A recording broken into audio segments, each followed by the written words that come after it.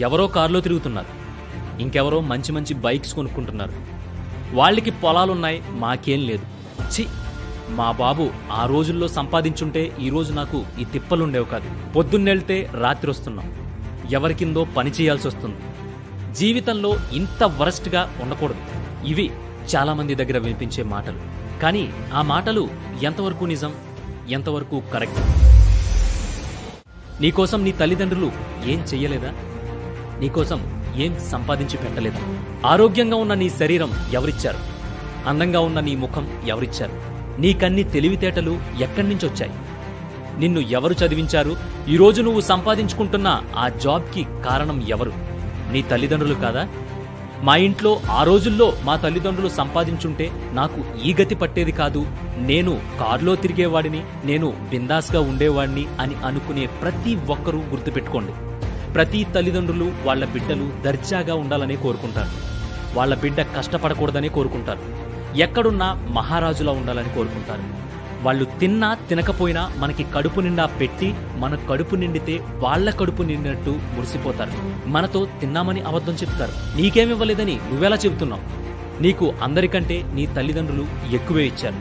నీ రూపం, నీ తెలివితేటలు, నీ వాక్చాతుర్యం, నీ బలం, నీ అందం, నీ నడవడిక, ప్రస్తుతం నువ్వు అనుభవిస్తుంది ప్రతిదీ నీ తల్లిదండ్రులు నీకిచ్చిన ఆస్తే. అసలు అన్నిటికంటే నీకు వాళ్ళిచ్చిన జన్మ అతి గొప్ప అద్భుతమైన ఆస్తి. వాళ్ళు నీకు నేర్పిన అడుగులే ఇప్పుడు నీకోసం నువ్వు పయనిస్తున్న దారులు. అప్పుడు వాళ్ళు పెట్టిన గోరుముద్దలే ఇప్పుడు నువ్వు కష్టపడటానికి తోడ్పడుతున్న శక్తి. నువ్వు బాగుపడటానికి అవసరమయ్యే జ్ఞానం, గుణం, రూపం, లక్షణం అన్నీ నీ తల్లిదండ్రులు నీకిచ్చారు. ఇవన్నీ కాదు, నా తల్లిదండ్రులు నాకేం ఇవ్వలేదంటూ దిగజారిపోవడం కూడా నీ చేతిలోనే ఉంటుంది. పెంచి పెద్ద చేసి నీ రెక్కలు ఎగరడానికి సిద్ధమయ్యాక మంచి చెడ్డలు, బాగోగులు ఇవన్నీ నీ చేతిలోనే ఉంటాయి.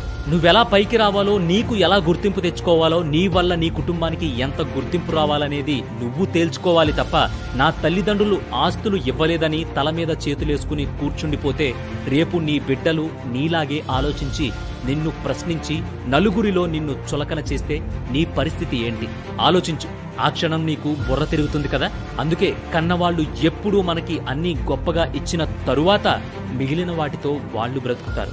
ఎన్ని ఆస్తులు ఇచ్చారన్నది కాదు, ఎంత బాగా పెంచారన్నది లెక్కలోకి వస్తుంది. అసలు ఏం లేని స్థాయి నుంచి అన్నీ సాధించి గొప్ప స్థాయికి వెళ్ళినప్పుడు కదా అసలైన మజా. అప్పుడు కదా నీ జీవితానికి ఒక అర్థం. ఇంకెప్పుడు ఎదుటి వాళ్లను నీ తల్లిదండ్రులతో పోల్చు. వాళ్ళని ఎప్పుడూ హుందాగా చూసుకో. నీ కష్టంతో వాళ్ళకి పేరు తీసుకో. అదే నువ్విచ్చే గొప్ప బహుమతి.